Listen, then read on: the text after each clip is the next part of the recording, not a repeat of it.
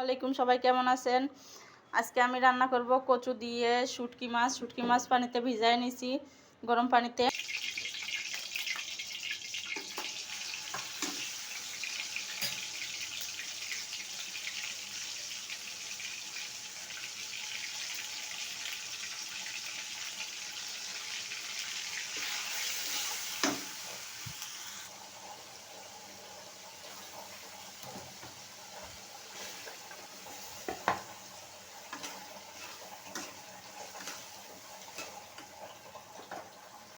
এতক্ষণ আমি আলু আর শুটকি মাছটা কষাইছি, এখন আমি কচুটা দিয়ে দেব, দিয়ে ভালো করে লাড়ে ছাড়ে নেব, লাড়ে ছাড়ে ঢাকা দিয়ে নেব।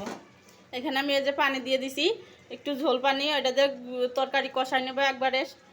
আর এখানে আমি রসুন, জিরা, পেঁয়াজ, মরিচ সব কিছু বাটা দিছি। এখন এটা ভালো করে জাল করে নেব, ভাজা ভাজা করে নেব, একবারে তেল বেরোয় যাবে। এই যে দেখেন আমার চচ্চড়ি পানিটা শুকাই গেছে, এখন আমি একদম ভাজা ভাজা করে নেব। অনেকেই হয়তো বলতে পারেন যে কচু দিয়ে আবার শুটকি মাছ কে খায়? আমরা খাই রে ভাই, কেউ আবার কিছু বললেন না যেন।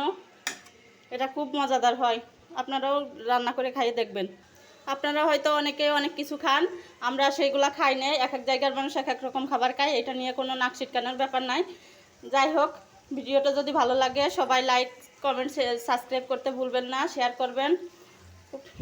সবাই ভালো থাকবেন, আল্লাহ হাফেজ।